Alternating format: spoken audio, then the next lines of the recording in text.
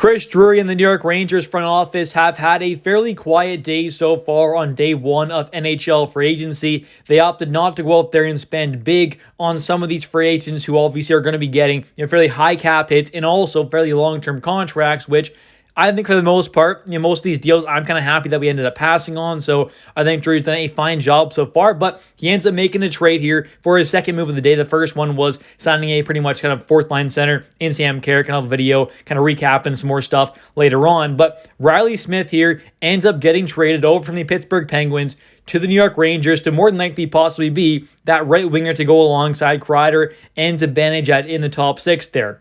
Reilly Smith is a very solid veteran forward there. Last year played with the Penguins, and the year before that ended up winning the Stanley Cup with the Las Vegas Golden Knights to get their first ever Cup win in franchise history, and Reilly played a massive factor in that. We'll take a look at the stats later on, but the trade ends up being a 2027 second-round pick as well as a 2025 conditional fifth-round pick from the Rangers going over to the Pittsburgh Penguins for Reilly Smith at 25% retained, which brings his cap hit from $5 million down to $3.75 for just this upcoming season as his contract expires next offseason. And from what Molly Walker posted on X, it seems like the condition on that fifth-round pick in 2025 is going to be the worst of the Rangers and Minnesota's fifth-round pick, which the Rangers have both of. It'll be the worst of those. So whichever team makes it further in the playoffs, the Rangers will give the weaker pick. So more than likely to be the Rangers' fifth-round pick going to Pittsburgh Penguins, which, assuming we obviously go on a longer playoff run, we'll go to the Penguins there, which is not too bad at all. Rangers don't have a ton of draft picks as well going forward. Right now they have all their first-round picks for the next, ever pretty much, but, missing all their seconds for the next three drafts there, as well as 1/3 and 4th in this year's upcoming draft in 2025 as well. So they're missing quite a few draft picks there, but they still got some left. And I think this is overall, decent value for Reilly Smith. The fifth rounder there kind of cancels out the kind of retaining of 25% there. So that kind of makes sense there for the value. And he's worth about a second-round pick, especially since it is a 2027 second. So it's a few years away now. That's not bad value at all for a guy who can bring, over half point per game possibly for this team. I think he's going to be a solid, maybe it is a top six right winger or a middle six kind of guy, but either way, can provide some good scoring on a line alongside Kreider and Zibanejad, who are two very good goal scorers. He is more of a kind of playmaker than a goal scorer, something that could be a decent fit, who also is a veteran guy with a ton of experience in the playoffs and in the regular season as well. And right now, it seems like the Rangers have just over $8 million in cap space after bringing in Reilly Smith there at 25% retained, so having a cap hit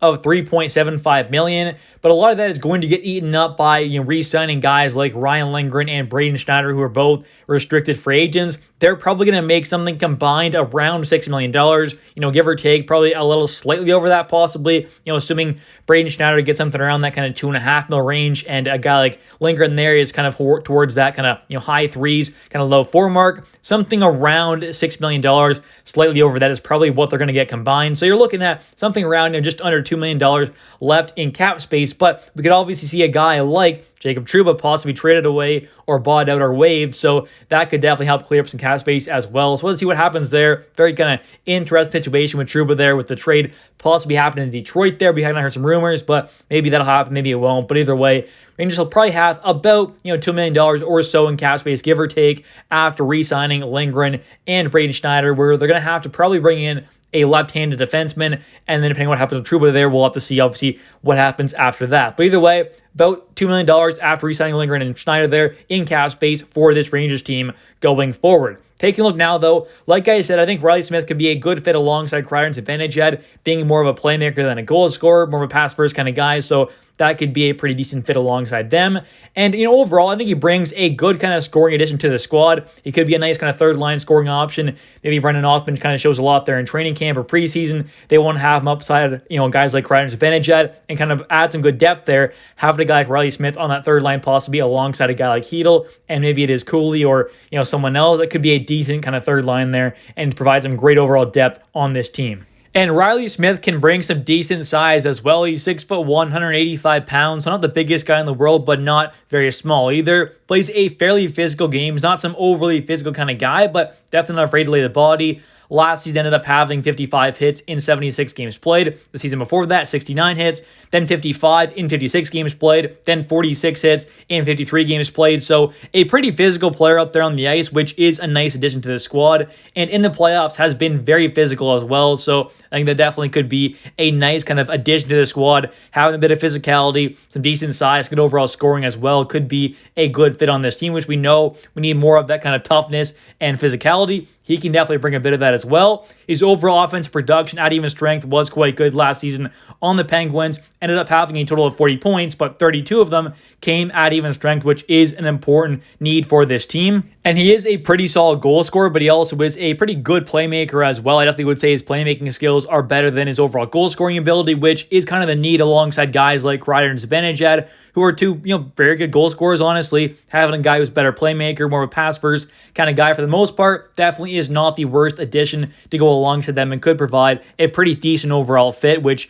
is definitely a need for them. We got to get them going more at 5-on-5, and hopefully Reilly Smith can help with that. He also is a guy who's pretty solid defensively, not some elite Selke winning kind of guy, but not a liability out there defensively by any means. A pretty solid defensive forward who can help out on the penalty kill as well a bit. Not going to be some great penalty killer, but can help out there a bit if needed, which is an extra nice little bonus there. And like I said earlier, he has a ton of experience in the playoffs and in the regular season. He has 106 games played in the playoffs there, which is a ton. He's also 33 years old. He's been around the league for a very long time. A lot of experience. He won the Cup last season in 2023 with the Vegas Golden Knights. Scored the Cup clinching goal, I believe, as well. So a very good overall playoff performer and has done a great job with them winning the Cup, helping them win their first Cup in franchise history, and actually was a massive part of that. We'll take a look at those stats in a second. But first, let's take a look here at the regular season stats for Reilly Smith. This past season with the Penguins ended up having 76 games played,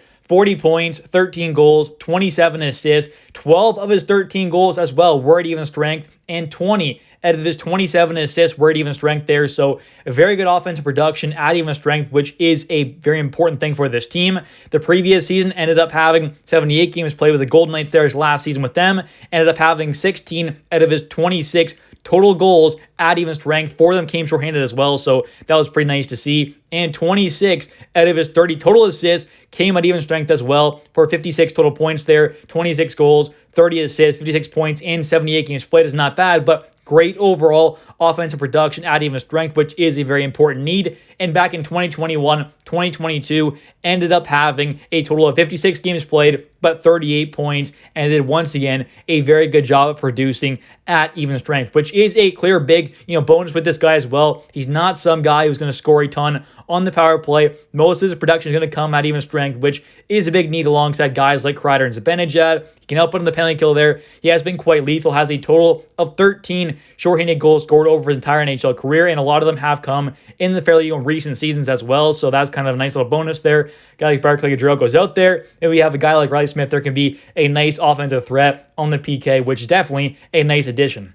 And Reilly Smith is a true playoff performer, and this is something that I really like about him as well. He is a guy who shows up consistently in the playoffs. His worst playoff performance in his entire NHL career is back in 2013, 2014, where he ended up having 12 games played, 5 points. He was 22 years old that season, very, very young. But the most recent time in the playoffs there, back in 2022, 2023, when they won the Cup, he ended up having 22 games played, 14 points. Then in 2020, 2021, had 19 games played, 10 points. The previous season had 20 games played, 14 points. The previous season before that had 7 games played, 6 points. And the previous season, the first time Vegas was in the NHL, he ended up having 20 games played, 22 points there. He has been a truly elite playoff performer in his entire NHL career in the playoffs, has 106 games played, 26 goals, 53 assists for 79 total points. He has been absolutely amazing in the playoffs and has also been a very physical presence as well, as he has 106 games played in the playoffs there, 166 hits. I think this is overall a very good trade here for the Rangers. They bring in a veteran presence. He's been a very good playoff performer, which is a need for this team. He provides some overall great scoring addition to the squad, whether it's playmaking or a bit of goal scoring alongside guys like Kreider and Zibanejad